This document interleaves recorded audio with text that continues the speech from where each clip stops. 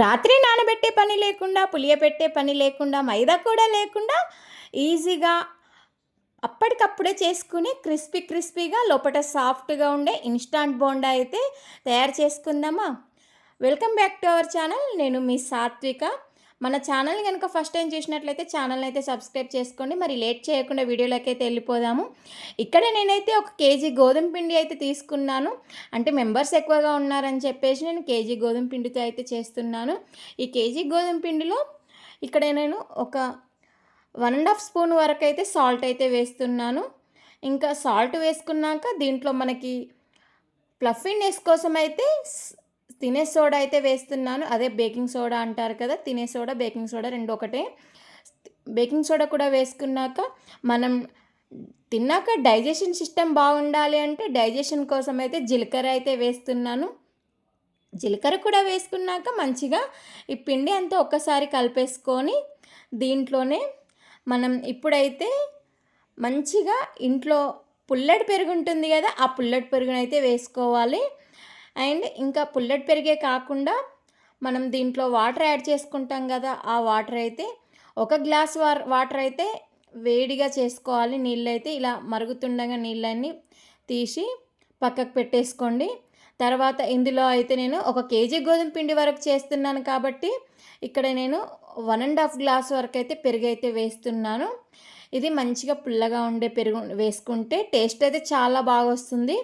పెరుగు వేసుకున్నాక ఓన్లీ పెరుగుతో కాకుండా ఇందులో ఒక 1 గ్లాస్ వరకు అయితే వాటర్ కూడా యాడ్ చేసుకోవాలి. వాటర్ కూడా వేడిగా ఉండే నీళ్ళు వేసుకుంటే అప్పటికప్పుడు వేసుకోవడానికి అయితే బోండాలు అయితే బాగుంటాయి. ఇంక ఇక్కడ నేనైతే వేడిగా నీళ్ళు అయితే ఇంకా వేస్తున్నాను. వేడిగా నీళ్ళు వేసుకున్నాక కొంచెం జాగ్రత్తగా కలుపుకోండి. ఎందుకంటే నీళ్ళు వేడిగా ఉంటాయి, కాలుతాయి. కొంచెం చూసుకుంటూ కలిపేసుకోండి. మంచిగా పిండి కలుపుకున్న తర్వాత మెయిన్గా వచ్చేసి పిండిని అయితే ఇలా మంచిగా ఒక 5 నుంచి 7 నిమిషాల వరకు పిండిని అయితే ఇలా మంచిగా కొట్టాలన్నమాట. కొడితే ఇందులో బబుల్స్ అనేది ఫామ్ అవుతాయి. ఇలా బబుల్స్ ఫామ్ అయితే మనకి బోండా అనేది చాలా బాగా పర్ఫెక్ట్గా అయితే వస్తుంది. ఇంకా ఇక్కడైతే మంచిగా పిండి అయితే కలిపేసుకున్నాను. మీకు ఈ కన్సిస్టెన్సీ వస్తే మీకు బోండా అయితే పర్ఫెక్ట్గా వస్తుంది. మూత పెట్టేసుకొని ఒక 10 నిమిషాలు పక్కకు పెట్టేసుకోండి. అంతవరకు చట్నీ రెడీ చేసుకోండి. నేనైతే ఆల్రెడీ చట్నీ రెడీ చేసి పెట్టేశాను, కానీ మీకు చూపించట్లేదు. అంతలోపు మనకి ఇక్కడ పిండి అయితే మంచిగా నానింది. ఒక 10 నిమిషాలు పక్కకు పెడితే సరిపోతుంది. మనకు 10 నిమిషాలు పెట్టే టైం లేకపోయినా పర్వాలేదు. మనకి ఆయిల్ హీట్ అయ్యేంత వరకు అయితే ఒక్క 3 నుంచి 5 నిమిషాలు అయితే పక్కకు పెట్టేసుకుంటాం కదా, అలా పక్కకు పెట్టేసుకుంటే సరిపోతుంది.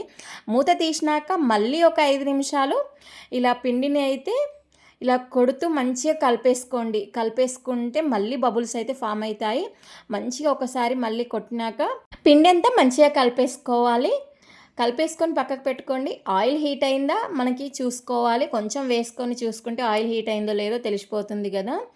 ఇక్కడైతే ఆయిల్ అయితే హీట్ అయిపోయింది. ఆయిల్ హీట్ అయిపోయాక నేను ఇక్కడ కేజీ గోధుమ పిండితో చేస్తున్నాను కాబట్టి ఒక 1/2 లీటర్ కంటే ఎక్కువగానే ఆయిల్ వేసుకున్నాను. మీ దగ్గర చిన్న మూకుళ్ళు ఉంటే చిన్న మూకుళ్ళలో కొంచెం కూడా వేసుకోవచ్చు. ఇక్కడ నేను ఒకేసారి 10 నుండి 15 బోండాలు అయితే వేస్తున్నాను. ఎందుకంటే మెంబర్స్ ఎక్కువగా ఉన్నారు. సో అందరికీ సరిపడేటట్టు ఒకే వాయిలో 10 నుంచి 15 బోండాలు అయితే వేసుకుంటున్నాను. ఇలా బోండాలు వేడి నూనెలో వేసుకున్నాక మీడియం ఫ్లేమ్లోకి అడ్జస్ట్ చేసుకోవాలి. మీడియం ఫ్లేమ్ నుంచి హై ఫ్లేమ్లో అడ్జస్ట్ చేసుకుంటూ బోండాలను అయితే వేసుకోవాలన్నమాట. ఇలా వేసుకున్న తర్వాత మనము బోండా లోపటి వరకు మంచిగా ఉడకాలి అంటే ఈ బోండాలని మంచిగా జాలి గరిటెతో అయితే ఇలా తింపుకుంటూ అయితే కలుపుకోవాలి.